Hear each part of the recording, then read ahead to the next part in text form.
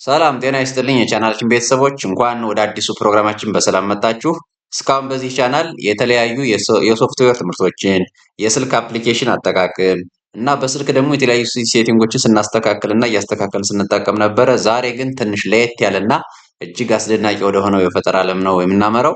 በየቀኑ የምንጠቀማቸው ያለነሱ ህይወት የሚታሰብ የማይመስሉን ነገሮች እንዴት እንደመጡ የምናይ ይሆናል ማለት ነው። ዛሬ የዓለማችንን አካሄድ እና የሰው ልጆችን ታሪክ ሙሉ በሙሉ የቀየሩ ሶስት ድንቅ የቴክኖሎጂ ፈጠራዎችን እናያለን። እስከ ቪዲዮ መጨረሻ አብራችሁን ቆዩ።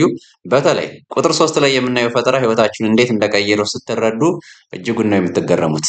የመጀመሪያው ፈጠራ ቁጥር 1 ኮምፒውተር ወይንም እነሱ ዘ ኮምፒውተር ብለው ይጠሩታል። የመጀመሪያውና ግዙፍ ፈጠራ ኮምፒውተር ነው። ዛሬ የምናያቸው ላፕቶፖች እና ስልኮች ከመምጣታቸው በፊት የመጀመሪያው ኮምፒውተር የአንድን ትልቅ ክፍል ቤት ያህል ስፋት እንደነበረው ታሪክ ያስረዳናል ማለት ነው። እንደ አውሮፓውያን አቆጣጠር በ1940ዎቹ አካባቢ የተሰራው ኢኤንኤሲ የተባለው ኮምፒውተር በሰከንድ ውስጥ በሺዎች የሚቆጠሩ ስሌቶችን መስራት ሲጀምር ዓለም በአዲስ አይን ማየት እንደጀመረች ሆነች። ቻርለስ ባቤጅ የኮምፒውተር አባት ተብሎ ቢጠራ የዛሬው የዲጂታል ህይወታችን መሰረት ግን የብዙ ሳይንቲስቶች የጥበብ ውጤት እንደሆነ ብዙዎች ይስማማሉ። ዛሬ እኛ የምንጠቀማቸው የወርድ የፓወርፖይንት ስራዎች ሁሉ የዚህ ታላቅ ፈጠራ ውጤቶች ናቸው። ፈጠራ ቁጥር 2 ኢንተርኔት ወይንም ዘኢንተርኔት እያሉ ይጠሩታል።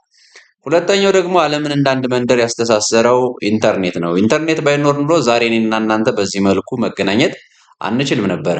መጀመሪያ አካባቢ ለጦር ሰራዊት መረጃ መለዋወጫ ይሆናል ተብሎ ነው ይሄ ኢንተርኔት አክሰስ የተደረገው ነበረ።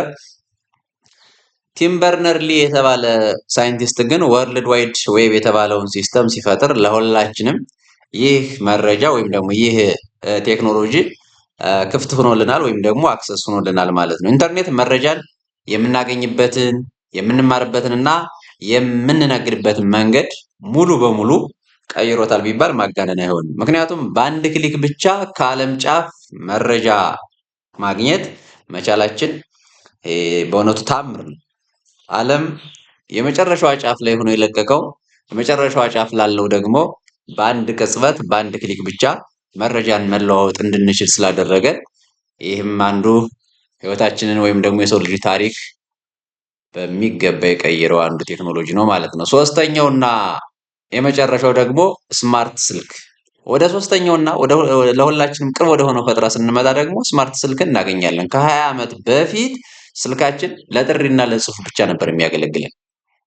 ነገር ግን እንደ አውሮፓውያን አቆጣጠር በ2007 ስቲቭ ጆብስ የመጀመሪያውን አይፎን ይዞ ከቻለልን ስልካችን ካሜራ፣ ሬዲዮ፣ ቴሌቪዥን፣ ባንክ፣ መስሪያ ቤት ጭምር ሆነና መስሪያ ቤቶችን፣ ባንኮችን ሁሎችንም በኪሳችን ውስጥ ክትት አድርገን ይዘን መንቀሳቀስን ጀመርን ማለት ነው።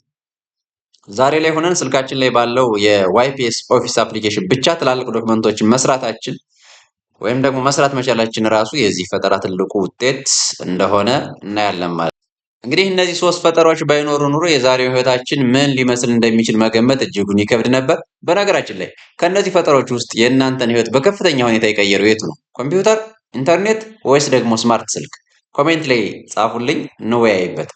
ለዛሬ የነበረን ፕሮግራም ይህንን ይመስል ነበር። በሚቀጥለው ቪዲዮ ደግሞ እነዚህን ነገሮች የፈጠሩ ሰዎችን አስደናቂ ታሪክ ይዘንላችሁ እንመጣለን። ቪዲዮውን ከወደዳችሁት ላይክ እንዲሁም ደግሞ ለጓደኞቻችሁ ማጋራት አትርሱ። ሰብስክራይብ ያላደረጋችሁ ደግሞ አሁኑኑ ቤተሰብ ይሁኑ። ስለተከታተላችሁ እጅግ አድርጌ አመሰግናለሁ። በሌላ ቪዲዮ እስከምንገናኝ ቻው።